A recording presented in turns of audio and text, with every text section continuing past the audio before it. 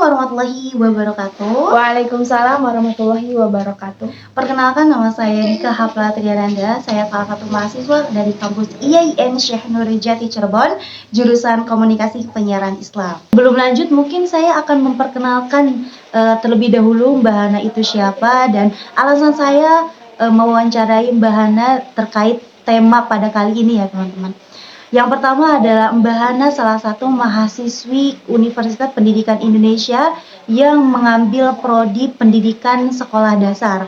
Yang kedua karena Mbak Hana ini sama seperti saya, yaitu generasi Z. Mungkin kami akan lebih nyambung ya, berbicara mengenai tentang pergaulan bebas dan edukasi seksual sejak dini. Mungkin banyak sekali ya berita-berita yang ada di media sosial yang memperlihatkan betapa mengirisnya hati ketika kita melihat ada korban hamil di luar nikah, penyakit HIV menular dan lain sebagainya.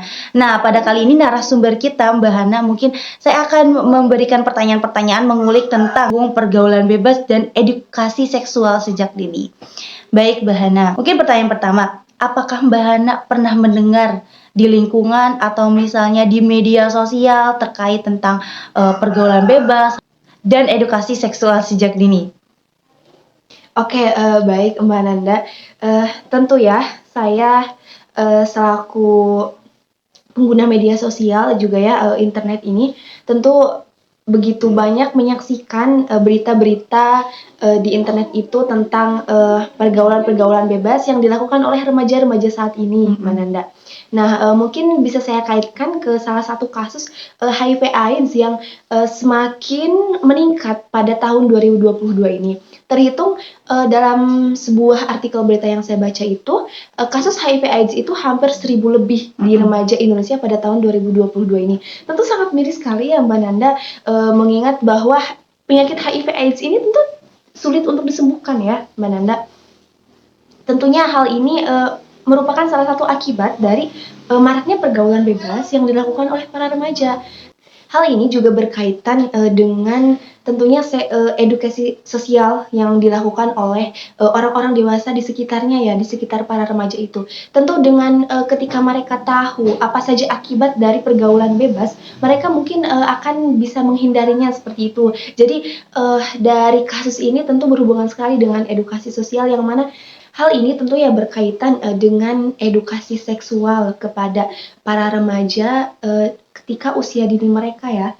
Tentu apabila mereka tahu akibat pergaulan bebas, mereka pasti akan menghindarinya gitu. Jadi tentu pentinglah edukasi seksual ini demi menjaga dan membentengi mereka dari berbagai pergaulan bebas yang sekarang sangat marak sekali terjadi begitu Mbak Nanda.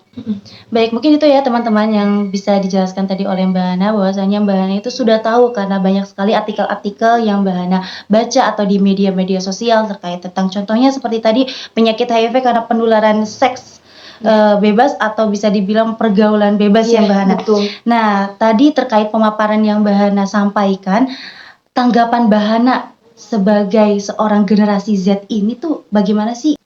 Oke, tanggapan saya tentu sangat memprihatinkan sekali ya Mbak Nanda, berkaitan dengan penyakit HIV/AIDS itu dari pergaulan bebas yang mana sangat sulit disembuhkan.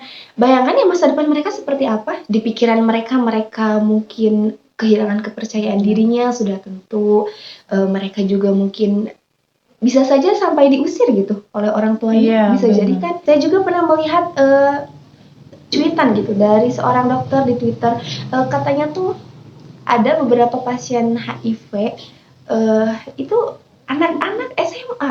Coba bisa dibayangkan ya. Tentu sebagai seorang dokter dan saya apalagi seorang mahasiswa pendidikan guru sekolah dasar gitu ya, sangat menanggapinya tuh wah ironis sekali. Berbagai pergaulan bebas yang dilakukan oleh anak-anak SMA apalagi ini. Nah, jadi gitu teman-teman tanggapan dari seorang Mbak Hana ya terkait memandang pergaulan bebas seperti apa dan lain sebagainya.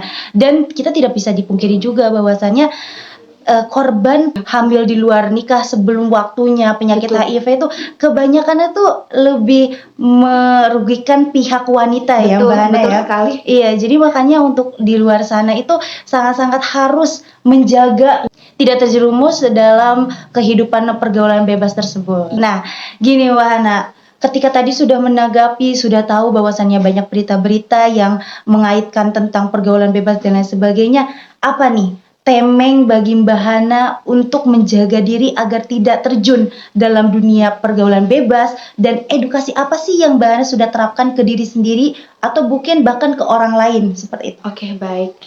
Wah, pertanyaan yang bagus sekali ya untuk memberikan informasi tentang cara menjaga diri gitu ya. Oke, baik. Tentu ya untuk menjaga pergaulan bebas gitu ya. eh, Melandasi diri dengan agama itu menurut saya itu salah satu hal utama ya. Karena kadang ya ketika lingkungan kita mendukung gitu, lingkungan kita penuh dengan hal-hal positif, akan tetapi kita tidak dilandasi oleh agama yang baik, kita juga mungkin eh, tidak disiplin terhadap diri sendiri gitu ya. Kita membiarkan kita terjerumus ke pergaulan itu tentu akan sia-sia gitu ya. Jadi faktor utama itu kita harus sadar dari diri kita sendiri ya untuk menghindari pergaulan-pergaulan bebas tersebut. Lalu langkah keduanya yaitu ya tentu menjadikan lingkungan-lingkungan kita itu positif ya. Kita dengan berteman dengan orang-orang yang aware terhadap pergaulan bebas gitu, bahayanya gitu ya. Selain itu juga memperbanyak kegiatan positif. Begitu. Kadang kita tuh kalau udah sibuk sama diri sendiri tuh kadang gak perlu mikirin hal-hal lain gitu ya. Iya, betul. Gak perlu terjerumus ke hal-hal negatif seperti itu. Iya. Begitu. Iya. Apalagi ya, mungkin cukup ya untuk menjaga diri. Pokoknya kita harus sadar dari diri kita sendiri ya, mulai dari diri kita. Oke, berkaitan dengan pertanyaan selanjutnya tadi yang Mbak Nanda tanyakan mengenai edukasi seksual yang telah saya terapkan ke diri saya sendiri maupun ke orang lain. Oke, baik. Mungkin dari ke diri saya sendiri ya, saya itu suka menggali informasi di internet gitu ya tentang berbagai edukasi seksual gitu. Tentu ya edukasi seksual adalah hal yang penting gitu ya untuk diajarkan, apalagi saya seorang mahasiswa pendidikan guru sekolah dasar, yang mana anak-anak ini tuh sangat penting sekali untuk diedukasi mengenai pengetahuan seksual gitu. Salah satu contohnya misal apabila penyakit seperti HIV AIDS yang tadi saya telah sebutkan, itu tuh kan diajarkan di pelajaran pendidikan jasmani dan olahraga gitu ya ketika di SD itu. Namun terkadang saya melihat guru-guru Penjas itu kurang mengedukasi dan mengajarkan hal-hal itu. Jadi mereka hanya berfokus kepada olahraganya saja, Mbak Nanda. Nah, padahal hal itu salah satu hal krusial gitu ya, hal yang penting gitu untuk diajarkan kepada anak-anak usia dini. Kadang juga dari orang tua juga mengajarkan hal tersebut itu terdengar tabu ya, terdengar canggung gitu ya. Kadang kan mungkin Mbak Nanda pernah mendengar pengalaman teman-teman Mbak Nanda yang malu untuk mengungkapkan bahwa dia tuh udah menstruasi ke orang tuanya. Iya, betul. Itu kayak malu gitu. Padahal itu tuh hal yang normal, that's normal gitu, kayak gak ada yang salah dengan hal itu gitu ya. Kadang juga misalnya kayak pembalut itu disebut roti Jepang. Iya. Kenapa diperhalus seperti itu? Gak ada yang salah dengan kata pembalut gitu. Ketika beli pembalut kayak suka malu gitu ya. Padahal oh my god, itu hal yang wajar sekali. Menstruasi it's normal gitu. Gak ada yang salah.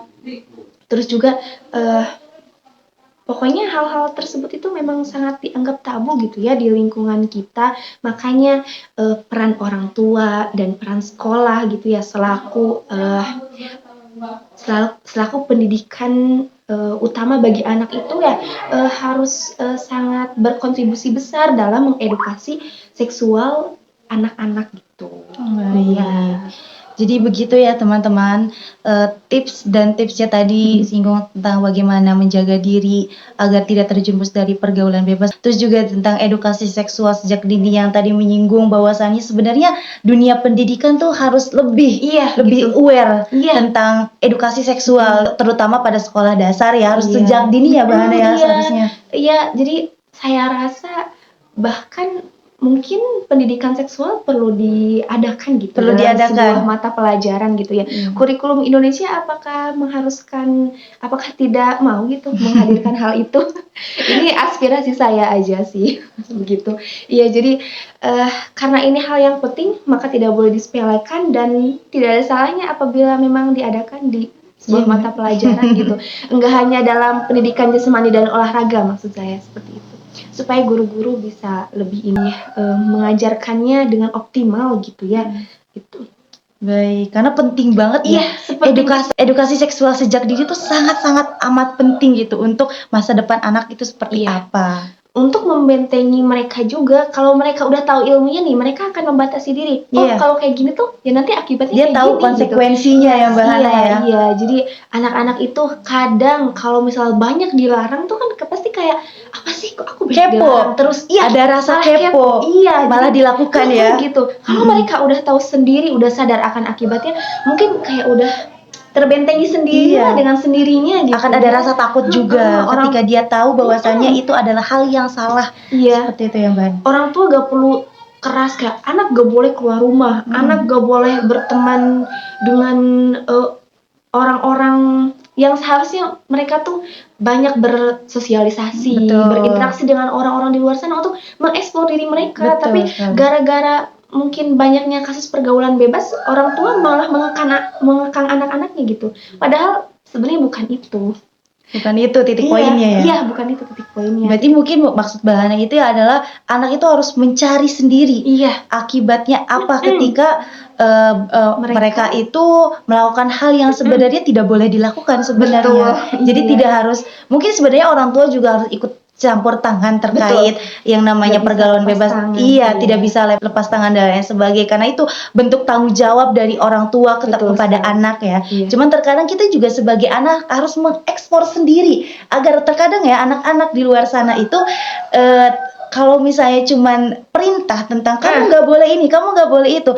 Terkadang cuman kalau misalnya mendengar dan tidak tahu akibatnya seperti apa, jangka panjang akibat itu seperti apa, ia bahkan melakukannya. Iya, Karena rasa penasaran Betul. tersebut. Iya, betul sekali. Dan rasa penasaran itu apabila di tempat yang salah, oke, kalau rasa penasaran itu dia tanyakan ke gurunya, Betul. sangat bagus sekali Iya. kan gitu. Bayangkan apabila dia penasarannya itu pakai caranya mencoba gitu. Astagfirullahaladzim ya. Itu sangat Tidak- berbahaya, fatal sekali akibatnya. Sangat fatal banget. Iya. Nanti malah jatuhnya dia akan menyebarkan virus-virus tadi, penyakit HIV. Dan penyakit yang berhubungan dengan kelamin. Iya, gitu. menular Iya. seks ya. Iya, dan itu sangat merugikan. Merugikan. Gak hanya untuk diri sendiri mungkin ya. Untuk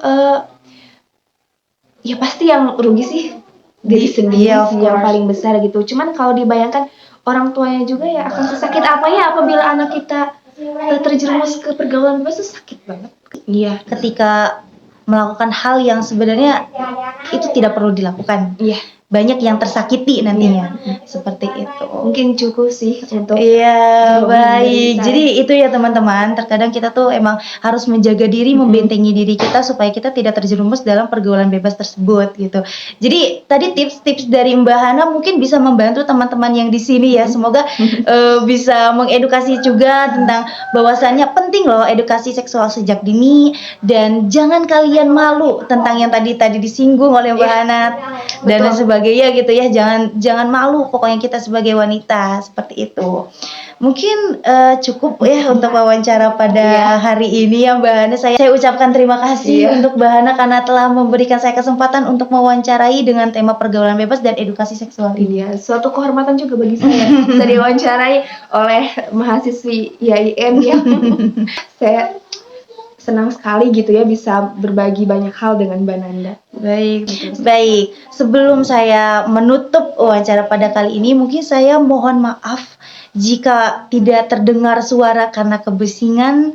Soalnya ini kondisinya lingkungannya tidak kondusif ya, ya. teman-teman. Tapi semoga tapi semoga apa yang tadi dibicarakan oleh Mbak Hana ada manfaatnya untuk teman-teman di yang menonton ini. Bisa tersampaikan dengan baik ya, Betul walaupun sekali. dengan kondisi seadanya. Walaupun dengan kondisi seadanya. Baik, terima kasih. Mungkin cukup sekian. Saya Nanda dan selaku di sini narasumber saya Mbak Hana. Ya. Cukup di sini saja, sekian. Kami pamit undur diri dan mohon maaf. Wassalamualaikum warahmatullahi wabarakatuh.